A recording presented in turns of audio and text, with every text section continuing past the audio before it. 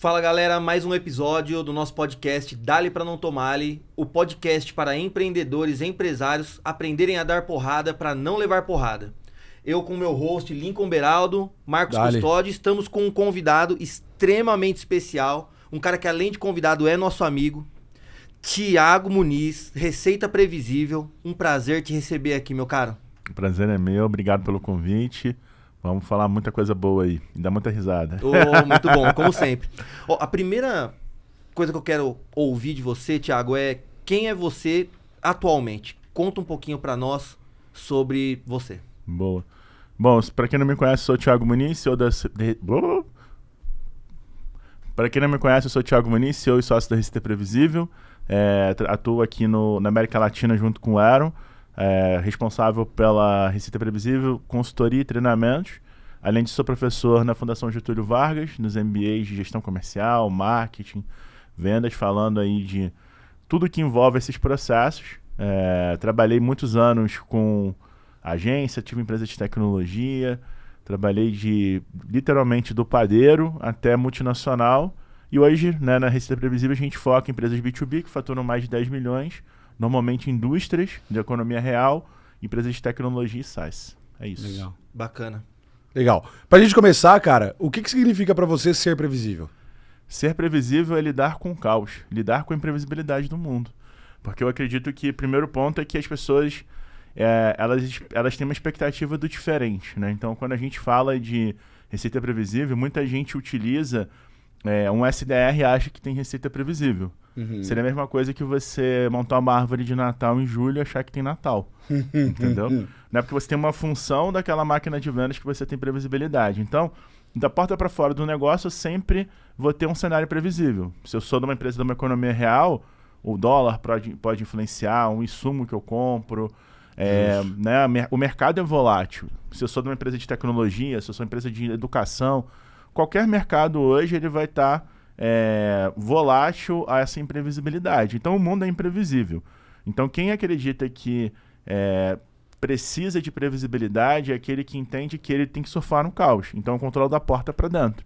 E a receita previsível, para mim, é o medidor de pressão disso. Então, como eu meço a pressão do meu negócio, eu entendo se eu vou parar de fazer alguma coisa, se eu vou melhorar alguma coisa que eu faço, ou se eu vou criar uma coisa diferente para poder ter resultado.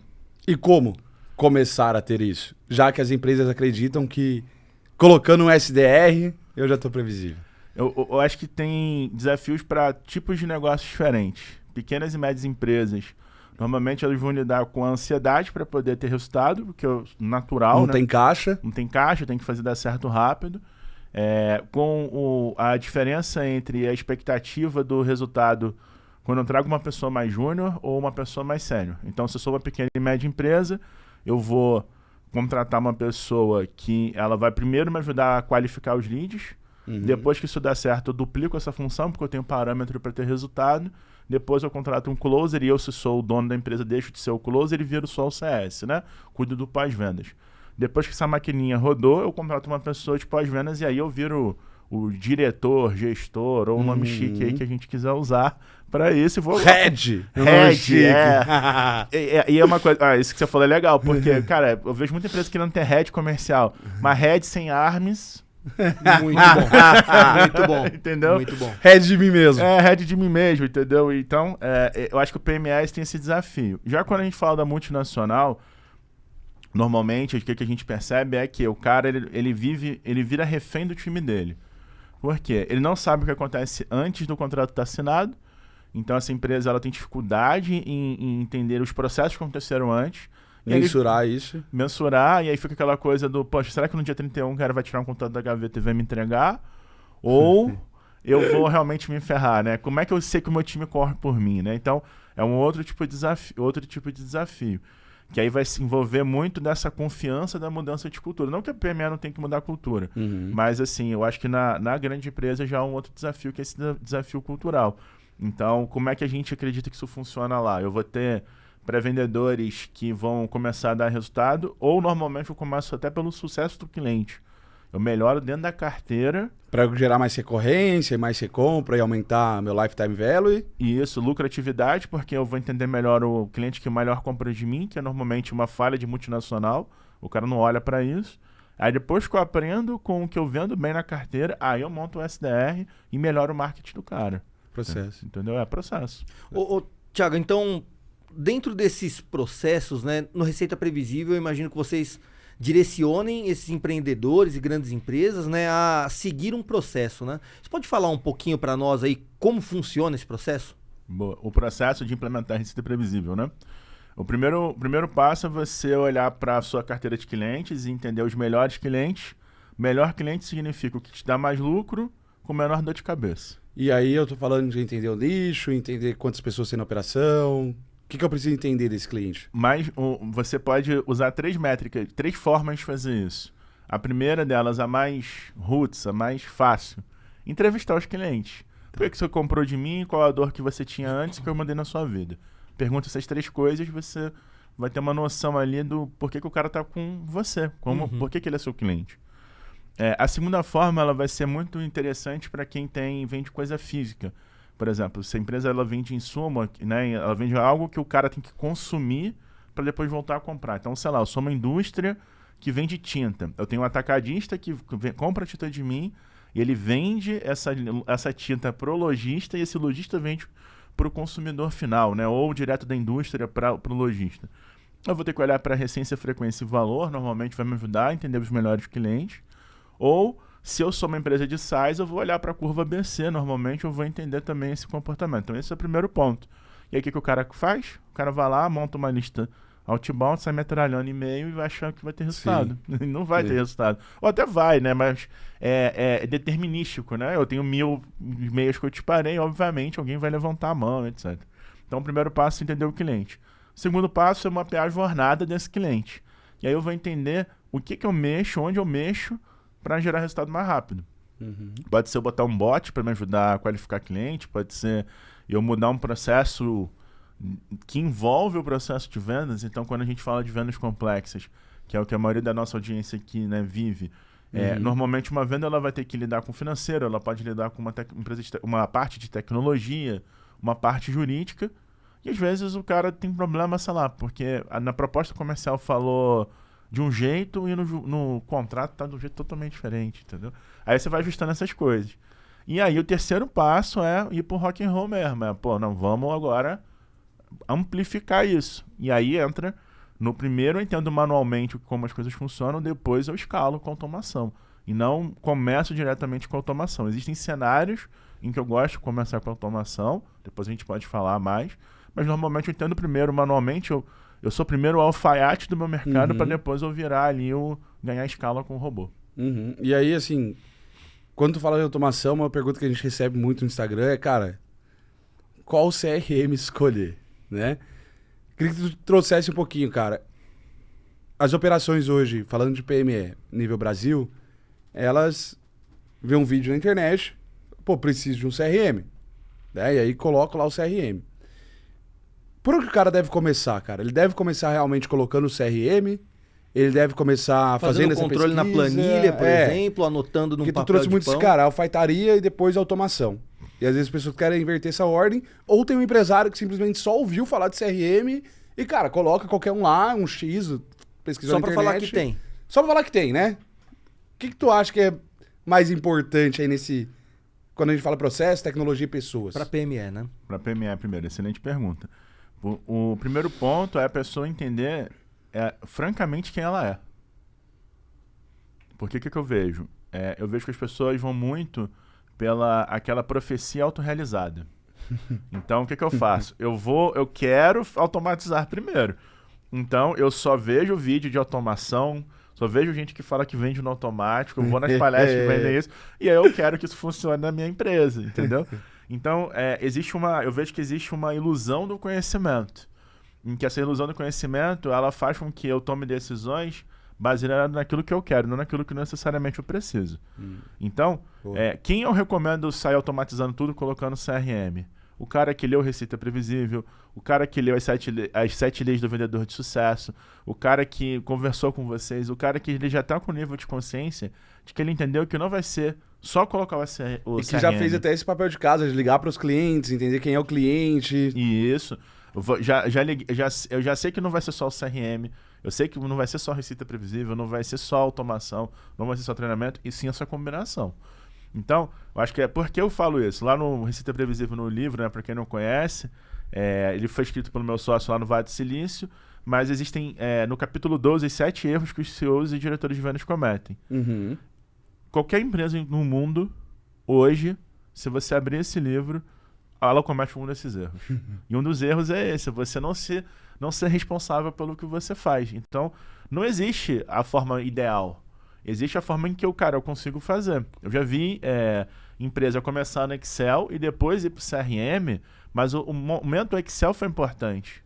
Porque foi quando ela começou a mensurar, quando ela começou a ter algum dado, falar, vou colocar isso agora num sistema. E é muito do lance do aprender a fazer alguma coisa. Porque aí tem um gostinho que aquilo deu resultado.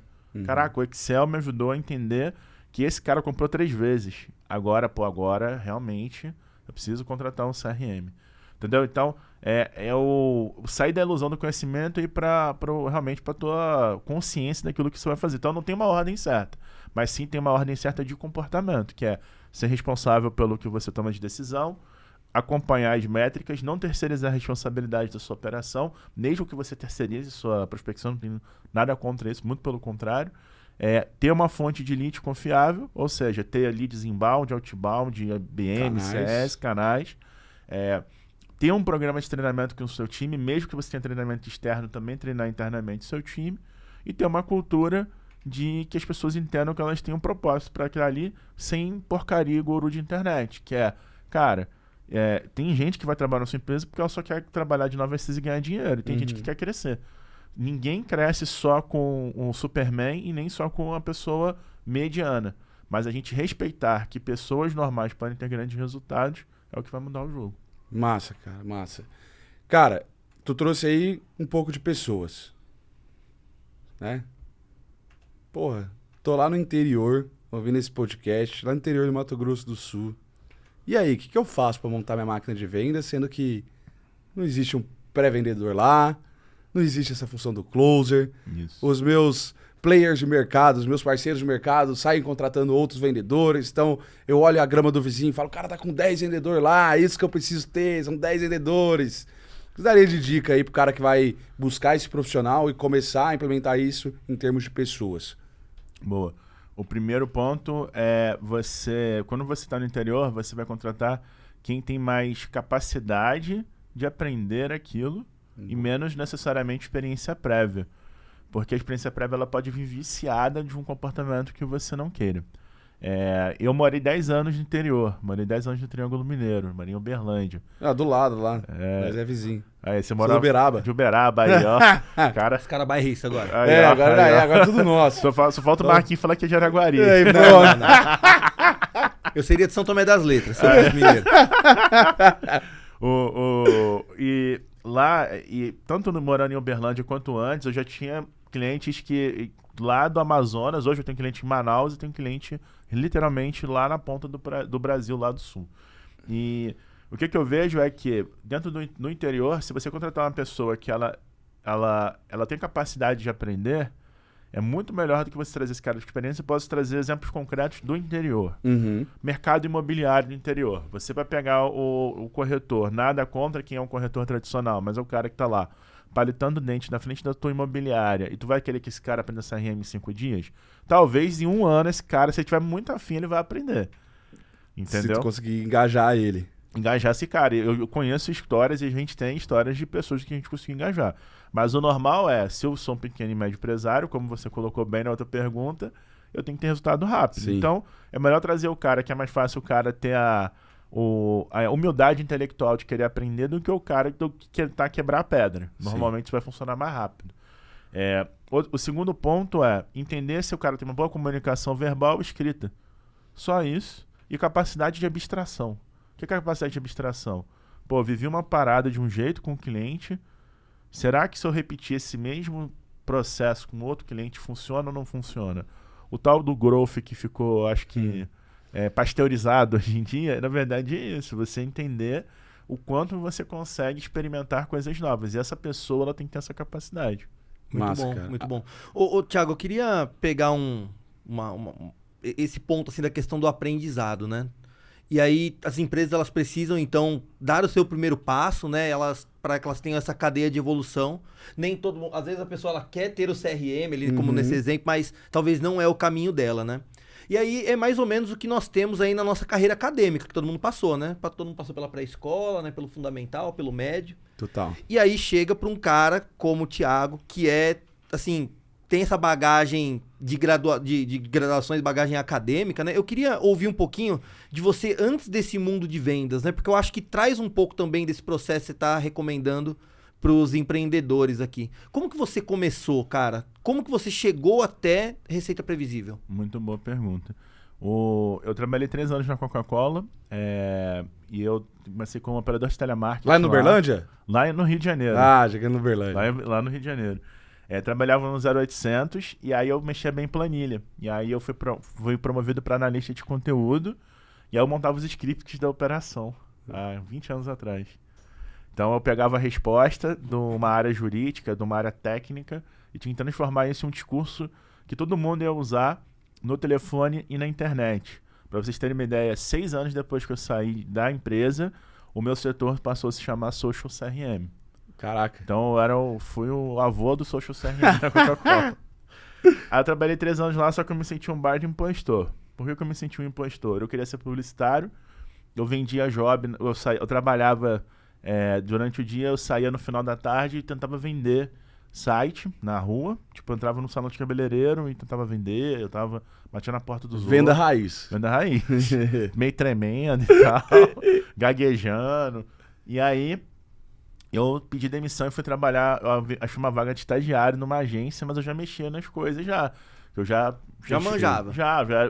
Na época eu já era supervisor, quando eu saí da Coca-Cola, isso com 21 anos. E aí, quando eu vou pra essa agência, eu menti, falei que eu não sabia nada. No segundo dia eu contei pra minha chefe que eu sabia. Chegando, chefe, senta aqui, ó. Vou criar um site aqui pra ti agora. Pronto, tá pronto. Eu imagino que ela ficou feliz, né? Eu imagino que ela ficou feliz. Falou, feliz. pô, olha só, não prometeu nada, entregou tudo, pô. Ficou Funcionário dos sonhos, Não só chama aqui. porra, cara. Estagiário dos sonhos. E a gente tinha uma chefe que pediu demissão. Putz. Aí ela virou pro dono da agência. Sobrou pro pai, né? Fala aí, sobrou pro pai, mano. Aí a gente começou a liderar lá a parte de mídia. Aí eu sofri, acho que uma grande decepção. Porque eu vi que tudo que eu aprendia na faculdade, os caras estavam, assim, fazendo zoado às vezes. Ou não é que fosse zoado, é que no mundo real você não vai... Não é igual na faculdade. Você não vai falar, mas segmentação de mercado? Peraí que eu vou abrir aqui o Ibope. Né? Não vai ter uma parada dessa. E aí meio que deu aquele choque, eu falei, cara, as coisas tem que ser mais dinâmica e tal. E aí, essa amiga minha e mais 2 amigos me convenceram a gente sair e montar uma empresa. Aí, como eu tinha feito faculdade de publicidade, eu achei que eu ia fazer aqueles comerciais do Golden Cross, Doutor Saúde, Pôneis malditos. economia e tal. Não, Caraca. Pôneis malditos foi no final da minha faculdade. Esse aqui ainda tava no finalzinho da faculdade. Saí, montei a agência e aí a gente teve um cliente. Primeiro cliente, escritório de contabilidade, B2B. Segundo cliente, escritório virtual, B2B. Terceiro cliente, software RP, B2B de novo. E aí, mano, eu falei, não vou fazer comercial emotivo de indústria, vai ter que ser isso aqui.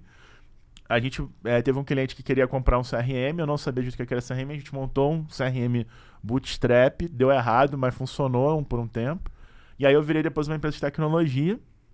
Nesse momento dessa transição, eu assumi a área de comercial da empresa de tecnologia, então a gente fazia aplicativo realidade aumentada, realidade virtual. Beijo pro pessoal da Codezone. Você já tava na comercial puro já, então. Sim. E eu fazia eu sempre fui um cara híbrido, né? Eu sempre mexia com performance, mexia com a área comercial. Eu sempre era o vendedor dos meus projetos e também tinha que executar ali a parte de métricas. Sim. E aí vem o segundo ponto, assim, de impostor, que é, cara, eu gero lead, porra, não é possível. Tinha cliente que tinha resultado, né? Mas tinha cliente que eu falava, apesar de todo o esforço que eu tenho, esse cara não tem resultado. Aí eu lembro de um caso de um cliente, que eu peguei o telefone na frente dele, e liguei para os clientes. Comecei a ligar. E as pessoas começaram a me atender. E aí o cliente ficou vermelhaço, assim, de raiva. Porra, meu vendedor, não sei o quê. E aí foi quando eu comecei a achar as coisas doaram. O meu inglês era... Isso meados de? 2013, mais ou menos. 2013. 2012 eu já tinha ouvido vídeo outbound. 2013.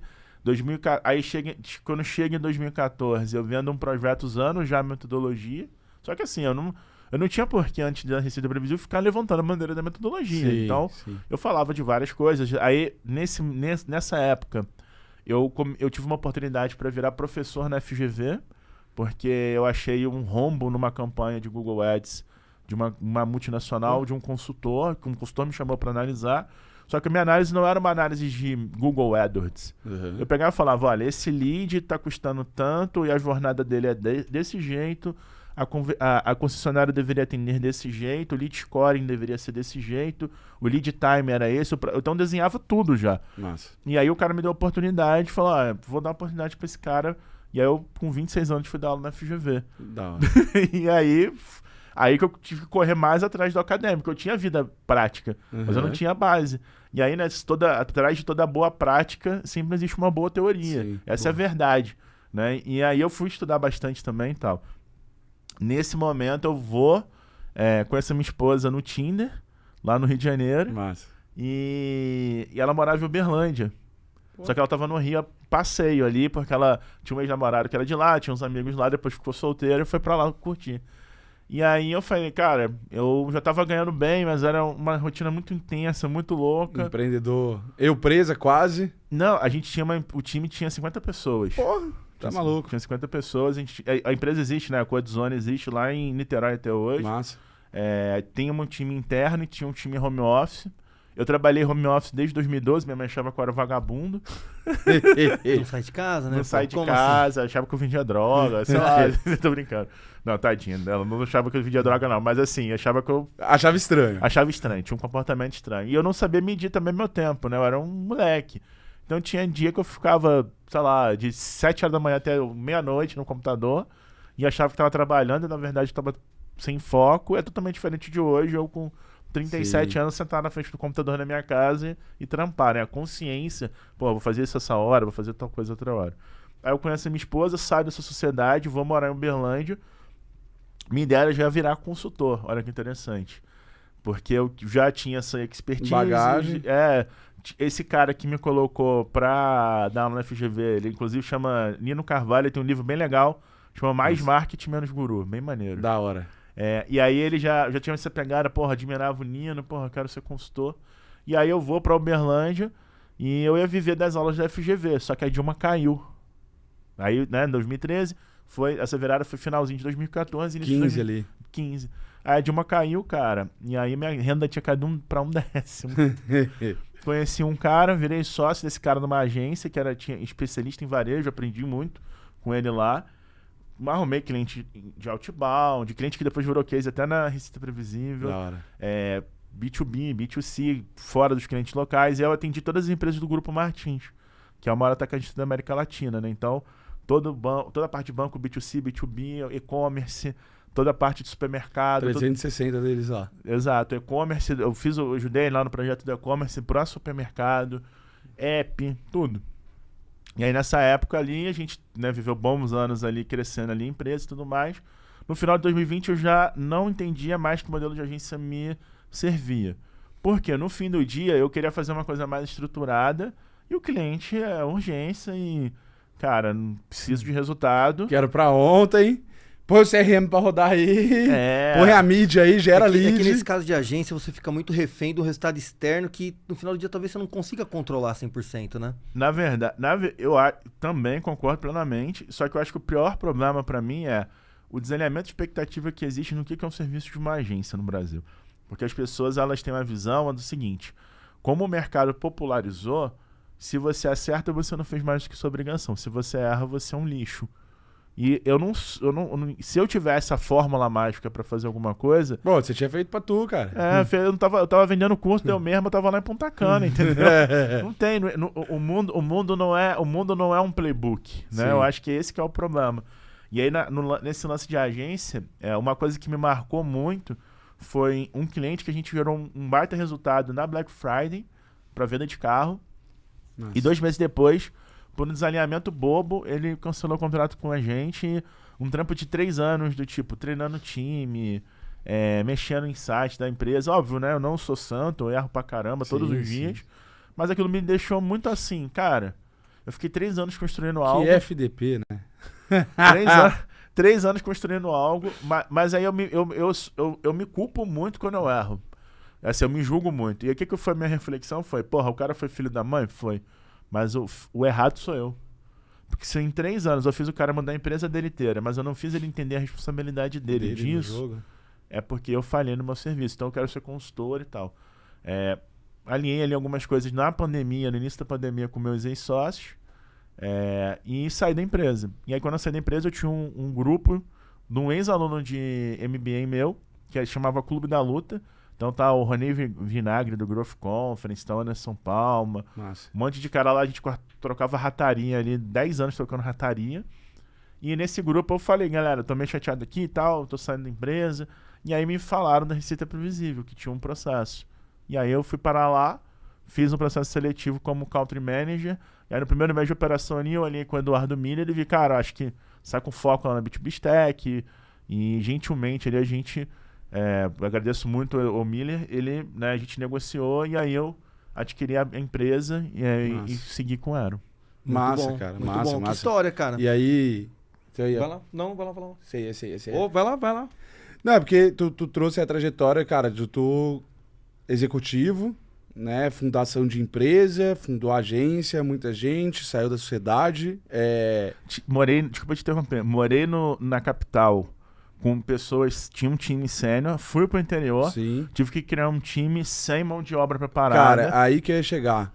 Como fazer o engajamento, porque você falou lá antes da contratação, né? O que a gente tem que ver na hora de contratar um profissional que não existe no mercado, por exemplo, igual tu fez de Uberlândia. Isso. Beleza, como engajar esse cara dentro da empresa? Isso é o que eu vejo que é o grande desafio? Você entender primeiro, se a pessoa teve... Aí eu vou falar até dicas que o Aaron também compartilha da mesma visão. Essa pessoa teve sucesso em algo na vida, tipo, ela foi boa em esportes, ela é uma pessoa que, sei lá, é músico. Não interessa o que é. Joga bem CS. Exatamente. Pô, o cara ganhou um prêmio de CS. Cara, esse cara tem alguma habilidade ali que vai ajudar na vida, entendeu? Eu acho que isso é uma parada que eu vejo que falta, às vezes, a gente entender. Que é, cara, o técnico, eu ensino, modéstia à parte, com 12 anos de vida acadêmica e de negócios, eu sei a linguagem que eu chego para um padeiro e explico porque ele tem que contratar Zorro CRM. Uhum. E sei a linguagem que eu viro e falo pro diretor de uma multinacional de tecnologia. Eu consigo transitar nisso no técnico. Legal. Mas eu não transito na atitude. A atitude é o que a gente tem que olhar para poder engajar. Então eu não vou conseguir engajar uma pessoa que não tem atitude. Se ela não entende que ela é responsável por uma parte daquilo que ela tem que fazer, ela é uma criança. E tem várias crianças no mercado corporativo hoje. As pessoas não querem se responsabilizar sobre o que é o papel delas naquilo ali, né? Muitas vezes. Então acho que é isso. O primeiro ponto é esse. O segundo ponto quando a gente olha para ter sucesso em algo e ter essa atitude, é justamente a pessoa ter essa humildade intelectual que é falar, cara, tu já aprendeu a aprender? Tipo assim, tem gente que aprende escutando áudio, tem gente que aprende dando aula. Qual que é a sua melhor forma de aprender, né? Isso. Ou a pessoa tá afim de aprender isso. Acho que esse é o segundo ponto, assim, sendo bem honesto. Porque as pessoas... a resistência para o cara usar CRM, ela vem do fato da pessoa não ter humildade intelectual de entender que ela tem que aprender um jeito diferente de fazer aquilo. Porra, sério mesmo, irmão, que o mundo inteiro usa isso. E só você tá certo? E só você tá certo, entendeu? Ou então o cliente que vem aqui contrata vocês, porra, vocês vão lá, entendem a jornada do cara, personalizam. É uma das ferramentas, modéstia à parte, assim, não é porque eu sou embaixador Zorro. Cara, eu vivi tudo de bom e tudo de ruim com o Zorro CRM. E eu sei que é um negócio fácil de implementar, barato, fácil de customizar e tem uma porra... Cara, tem muito mais recurso do que muita ferramenta de mercado de uma forma honesta. Sim. Eu acho que a principal coisa lá da Índia e que vocês replicam aqui, que tanto vocês aqui da WebP, que os meninos do CRM7, que eu conheço mais, vocês dois são os que eu mais conheço, cara, é isso. Vocês são gente como a gente. Eu conheci lá os indianos, cara, os caras são gente como a gente. Os caras são gente como a gente, irmão. Entendeu? Cara, o cara quer fazer o bem, fazer o negócio certo. Rodar, entendeu? Então acho que a resistência das coisas vem daí. Essa falta de humildade intelectual. E o alinhamento de expectativa é a última. Porque pessoas normais conseguem gerar resultados. Eu não quero que ninguém entre na minha operação ou no cliente meu, e eu quero que esse SDR ache que ele vai virar C-level do dia pra noite, Mas se esse cara tem fome, eu tenho que dar oportunidade pra esse cara. E se esse cara quer ser o melhor no que ele quer fazer e ele quer viver naquela função, eu tenho que respeitar a pessoa. As pessoas têm seu tempo, sabe? Eu acho que a gente vive num mundo que no Instagram todo mundo é foda, no LinkedIn todo mundo é foda. Total. E, cara, no mundo real tem gente que tá afim de fazer aquilo e crescer, tem gente que não tá afim. Você tem que respeitar e ser amável com as pessoas e rígido com os processos. Olha, deixa eu só fazer uma fala Claro. aqui. Thiago, eu admiro você por ser gente como a gente, cara. É difícil encontrar pessoas assim que tem Cara, essa... é pai da Receita Previsível no Ih, Brasil e porra, a gente como a gente, caralho. Você tá entendendo? Então, e tem gente, cara, que não comparando feitos, né? Mas que não tem a trajetória que você tem e parece que é filho de um embaixador, de um imperador, certo? Então, admiro muito isso. E agora, não conhecia a sua trajetória de empreendedor até chegar na Receita Previsível, né? E aí eu queria ouvir, cara, qual foi a mudança? Porque você já estava num ritmo de empreendedorismo e teve seus acertos, teve seus erros. Quando você trouxe o Receita Previsível e assumiu essa marca no Brasil, eu imagino que não foi nada como antes. Nada. Mas também tiveram desafios e não foi uma coisa simples de iniciar. Dar os primeiros passos é sempre mais difícil do que você depois correr a maratona, né?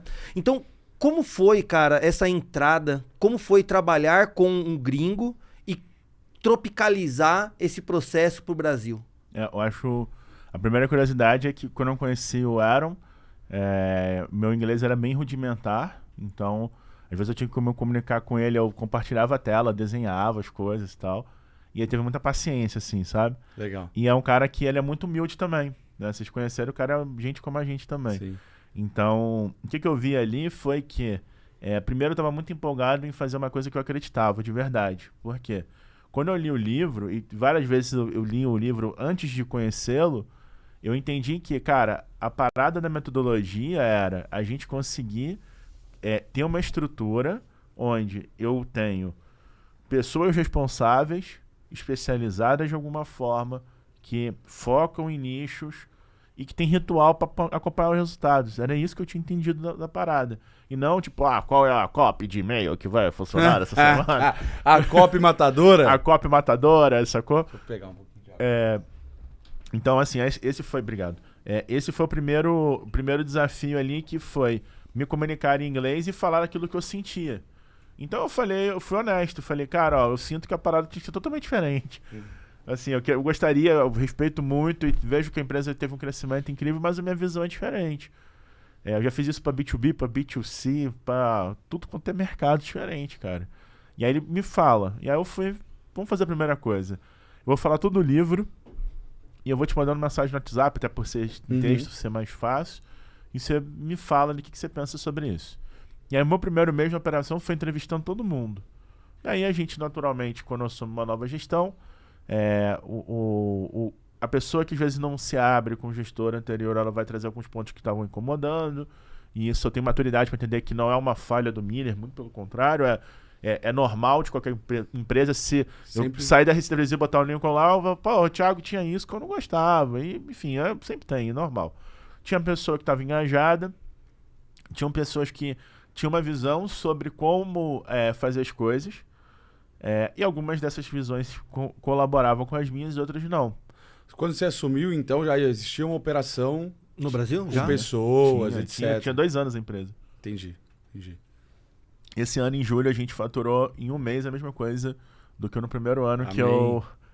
eu peguei, no ano inteiro que eu peguei a empresa. Da Fala o valor pra nós aí, ó. Não, na verdade, centena Não de precisa, milhões. não precisa. Ó, interessante, né?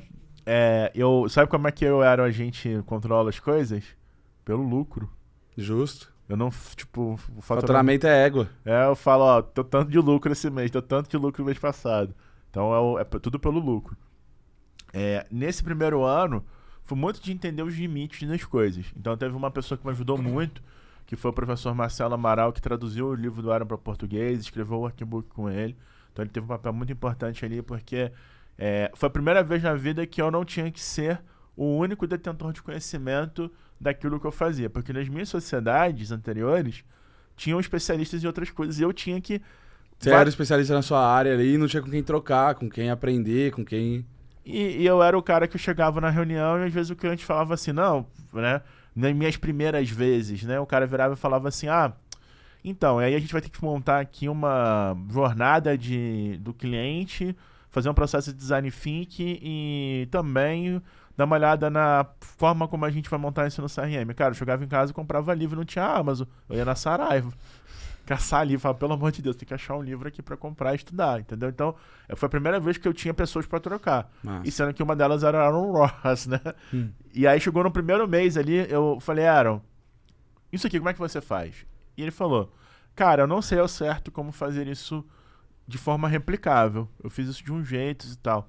Aí eu falei, eu tenho um método pra fazer isso. Eu faço assim, assim, assim. Ele, cara, legal, faça desse jeito então. Aaron, rolou uma situação aqui, me diz o que você acha. Ele, cara, eu não sei e tal. Aaron, eu faço assim, assim. Um baita mentor pro negócio. E aí ele trocar. começou... e ele me deu confiança pra fazer isso com ele. Fala, porra, tu falou isso aqui no livro, mas eu faço assim. Isso aqui tá no livro e eu acredito que as pessoas enxergam desse jeito. Mas eu enxerguei desse jeito. E aí eu fui ganhando confiança com isso. Então, tropicalizando, que é a pergunta talvez que... Exato. Tropicalizando esse negócio.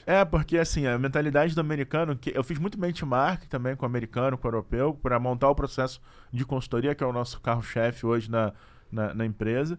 O americano, ele é muito pragmático, né, em relação a dados, a números. Cara, eu fui contratado para montar uma garrafa, eu vou montar uma garrafa. Assim, óbvio que tem a pessoa, né, existem Brasis, existem Estados Unidos, né, também. Mas as pessoas são mais pragmáticas e você tem acesso a número rápido. Então, por exemplo, a minha fase de auditoria aqui no Brasil, que demora 3 meses, lá dá pra rodar em 3 semanas. O nível de maturidade do mercado não tem que ter aquele do cara preencher o CRM, achar o dado, aonde está o dado. Planilha. Igual é o nosso mercado hoje, que o cara vende às vezes milhões e... Planilhão. Tem que pegar e baixar as notas fiscais lá pra saber pra quem ele vendeu, entendeu? Exatamente. Falou tudo, né? É a nossa vida como ela é. Foda. Aí a gente montou esse processo da auditoria, depois o de planejamento e depois da execução. E aí eu fiquei mais um ano muito até me cobrando de aparecer mais, mas não gostava de aparecer, porque eu queria muito ter consistência no que eu estava fazendo. Acertei, errei. Percebi que existiam coisas que às vezes eu era muito flexível na consultoria, não dava para ser, outros eu era muito chato e deveria ser mais flexível. Aí eu validei. Ajustando isso. Aí eu validei, aí em 2023 eu comecei a aparecer mais e mais pro mercado. Mas desde o dia do Day One você sentiu essa autonomia para ser o seu negócio aqui no Brasil e, cara, tropicalizar da sua maneira. Nunca teve regras de não, vai assim, vai assim. O Aaron, ele, eu acho que o grande superpoder do Aaron não é sobre vendas. O grande superpoder do Aaron é, primeiro, criar sistemas, tipo, criar processos para fazer as coisas. E o segundo é como ele ajuda as pessoas a entender a forma delas de fazer sucesso. Gestão, né? O livro é mais sobre isso, se você parar para pensar. O livro não é assim, faça só isso e você vai ficar milionário. Óbvio, tem que dar um contexto. O livro saiu em 2011, a primeira versão. Então vai ter coisa lá que vai falar, vou dar um exemplo aqui do como é que você poderia fazer isso. Mas é muito mais sobre uma forma de pensar e menos sobre o tactiquez da coisa, né? Então acho que esse é o superpoder dele. Cara, e aí trazendo um pouco dessa gestão, né? Você entra em diversos tipos de empresa, como tu trouxe aí, igual a gente também, cara, Manaus, Rio Grande do Sul, de ponta a ponta no Brasil. Vários Brasis, né? Tem a América lá, Estados Unidos, mas aqui são vários países dentro de um só. Comecei a colocar a receita previsível, comecei a colocar meu processinho, Cara, o que tu me diz em questão de gestão? O que mudou talvez da época que o Thiago estava lá no Rio de Janeiro para hoje, quando você entra na empresa e você tem que ensinar esse cara a gerir essas pessoas que elas não são tão tecnicamente boas, mas elas tiveram qualidades, né? Fizeram algum feito, foram campeãs de CS, para que essas pessoas consigam preencher o CRM. Tem que haver um microgerenciamento no início? Não tem? Como que você deixa as pessoas? Deixa elas mais à vontade, fica olhando de longe, você é o cara que acompanha isso no dia a dia, fica ali, ó. Peguei uma empresa sem CRM, porque qual que eu vejo a dificuldade, assim, tanto da LB, né, quanto do próprio Mar? Cara, o CRM, a gente usa muito o Begin, porque a gente trabalha com o cara que tem 3, né, a IBP que trabalha com empresas maiores, tá, usou. Uma coisa é tu colocar o CRM. Outra coisa é usar. Como que tu passa isso em termos de gestão para que o cara consiga lá na ponta utilizar o CRM da melhor maneira?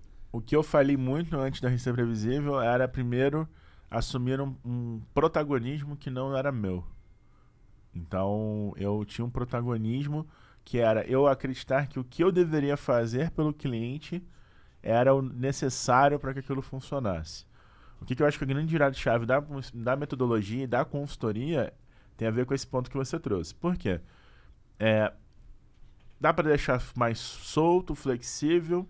Tem que microgerenciar. Tem que microgerenciar. Como é que é isso? Ó, se você que está escutando a gente, você entende que você mesmo, você não tem ainda capacidade de se controlar em relação ao que você tem que fazer, você vai ter que microgerenciar por um período, porque essas pessoas estão na fase em que elas são nenéns naquilo ali. O neném eu microgerencio. O adolescente eu tenho que dar uma certa liberdade, então, mas tem que ter um controle, tem que ter limite.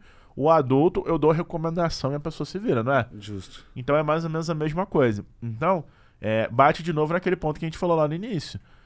Eu tenho que entender, ter consciência e ter franqueza. Cara, eu consigo hoje fazer sozinho essa gestão de CRM? Por exemplo, eu tenho alguns momentos do meu ano em que eu sozinho não consigo fazer a gestão do CRM do meu negócio. Junto, só eu. 2. Entendeu?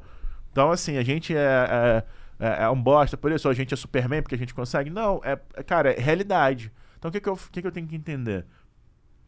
Se eu tô fazendo isso pela primeira vez, eu vou microgerenciar por um período, só que eu tenho que fazer isso de um jeito maneiro. Aí é que é onde a galera erra. E o que são, assim, talvez, métodos de começar a fazer isso, na sua visão? Faz com a pessoa, deixa ela fazer sozinha e vê se ela fez certo. Combina o jogo antes de começar. Ó, o negócio é o seguinte, galera, ó, a gente aqui da Muniz Autopeças, o bicho tá pegando, o mercado tá difícil. Vocês estão vendo aqui que a gente tinha um monte de gente que vinha trazer coisa pra gente consertar aqui, carro, caminhão, e agora o bicho tá pegando. E eu decidi que eu preciso ter visão do que acontece. Então aqui da área comercial, a gente vai ter que preencher CRM, igual fazer na agenda. E ninguém vai conseguir fazer isso do dia pra noite. Tem gente que fala que demora 10 mil horas para aprender uma parada. Então, o que é o lance? Nós precisamos compreender o quê? Como vai ser o método disso funcionar, o ritual que você vai fazer, e qual o tempo de aprendizagem. Eu só vou ter o tempo de aprendizagem se a gente repetir. Então vamos fazer o seguinte, eu vou contratar aqui os meninos, a gente vai implementar aqui o Zorbeguin, vamos começar a rodar, tá aqui a ferramenta. Hoje é só para vocês conhecerem. Aí semana que vem eu volto. Galera, ó, agora vocês vão entender o que esse negócio vai facilitar na vida de vocês. Aí eu vou lá e vou explicar. Eu não sei fazer isso que eu sou Muniz da Autopeça.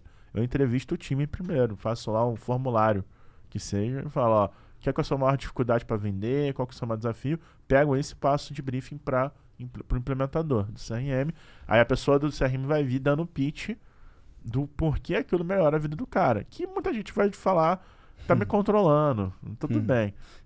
Querem saber o que eu faço, eu tô trabalhando, se eu não tô. O cliente é meu. Eu já ouvi isso várias vezes, o cliente é meu, se você quer, você vai lá no cliente. Ouço esse absurdo todos os dias. Aí eu alinho a segunda expectativa. Terceira expectativa é, agora o pau vai quebrar. Vamos treinar. Você vai fazer. E aí, cara, em vez de eu penalizar a pessoa, eu vou engajar ela. Ó. Vamos fazer o seguinte, ó. Quem for o top 3 de vendas aqui, que tiver tudo no CRM bonitinho, eu vou dar uma televisão de 42 polegadas. Começa a campanha de benefício. Senão, mas eu tô gastando dinheiro pra contratar CRM, ainda tem que treinar a pessoa, ainda tem que engajar. Tem, cara. É a vida, cara. É a vida. Ninguém acorda de manhã a fim de fazer as coisas que não quer, entendeu? A gente compra a bicicleta e nunca sai pra andar, né? Exatamente. exatamente. Entendeu? Então, assim, esse é o processo. E eu acho que isso que foi o que mudou na consultoria. Porque a galera porque o nosso trabalho, né, cara, consultoria depende do cara preencher o número. Diferente de uma agência que o Google Ads vai dar o número, cara, o nosso, se a gente não tiver lá na ponta o cara que preenche, a gente nunca vai saber se o negócio tá fluindo ou se tá parado. E bicho, assim, ó, vou fazer uma pergunta pra você, ó. Às vezes a gente pensa que só acontece com a nossa família, né? Uhum. Mas esses problemas acontecem em todas as empresas, todos os segmentos do Brasil todos inteiro. Os tamanhos e não só do Brasil, na América Latina, na Europa, nos Estados Unidos, eu frequentemente falo com outros profissionais. Hoje, antes de vir para cá, não foi motivo do atraso, só que foi mais cedo a reunião. Sacanagem. Eu conversei com o Aaron, a gente estava conversando com alguns gestores de vendas do mundo sobre algumas coisas que a gente está discutindo sobre o livro novo, sabe? Legal. E, cara, são problemas iguais. A maioria dos problemas são iguais. A gente tem muito essa síndrome do impostor, tipo, que o brasileiro, pelo contrário, sabe? A gente tem que, inclusive, admirar mais profissionais aqui no Brasil, tipo, mais pessoas aqui que são fodas em vendas, em marketing, um monte de coisa. Entendeu? Então é tudo igual, tudo igual. Pode crer, pode crer. Ô, Thiago, mais uma pergunta assim, ó. Como é trabalhar com um CEO? Posso chamar o Aaron dessa maneira? Eu sou o CEO, ele No é Brasil? o conselheiro hoje. Ok. Como é trabalhar com ele diretamente? Agora é hora de falar mal, hein? Eu aproveito que ele não vai entender português mesmo. Agora ele tá usando IA freneticamente. Ele manda no grupo as paradas aqui em português pra galera. É muito bom. Eu já mando em português, ele mesmo traduz lá. Cara, ó, eu acho que assim, a primeira coisa, ele é uma pessoa com humildade intelectual. Ele criou a metodologia de vendas que revolucionou o mundo. E pra mim, ele é o cara que tá na mesma prateleira do Henry Ford e do Jobs, dentro de vendas. Porque, cara, uma economia foi criada em torno disso. Muito Total. né, ferramenta de venda. Assim, no Brasil foi e ainda tem muito a se explorar. Mas lá fora já é padrão, né? Padrão de mercado. O Aaron vai dar uma palestra lá fora, a galera chama ele de Godfather. Tipo, você é o pai da parada, entendeu? Então, assim, e é um cara muito humilde. Então, a primeira coisa que eu aprendi com ele foi ter humildade. Eu sei a hora que eu falo o que eu sei, o que eu não sei. E eu ser o CEO da operação não significa que eu tenho que ter todas as respostas. Então, primeira coisa. Segunda coisa, o Aaron dá um banho, na maioria dos executivos que eu conheço no mundo, em concentrar energia. Porque o cara tem 10 filhos, 7 cavalos, 5 cachorros, vários negócios, e o cara tem tempo livre. É sério do cavalo dos cachorros? É sério. Os filhos eu sabia, mas do cavalo e dos cachorros eu não sabia. Tem uma baita estrutura, ele mora hoje lá na Escócia. E é concentrar energia, cara. Tipo, vou concentrar energia com gente boa, igual vocês, que eu curto muito, vocês sabem tanto que eu gosto de vocês. Se aproximar de pessoas que a gente tenha algum tipo de engajamento, sabe? E isso foi uma coisa que ele me ensinou muito. Porque às vezes a gente tem importância pra pessoa que não tá dando bola pra gente, a gente vacila com quem a gente tem maior consideração. Igual, eu considero vocês muito, sacou? E isso, levar isso pros negócios também é possível. Tipo, cara, tem cliente que chega lá na empresa e fala, cara, essa pessoa aqui não vai virar. E não vira, entendeu? Então, assim, não faz nem sentido, né? então assim, não, o Thiago está falando um negócio espiritual. Não é isso. Cara, a gente percebe, a gente é ser humano no final do dia. Tem IA que vai ajudar para encher CRM, IA que vai fazer copy. Tudo isso vai ficar igual a luz elétrica daqui a 2 anos. Alguém aqui recebe e-mail, esse e-mail foi corrigido com corretor automático do Word.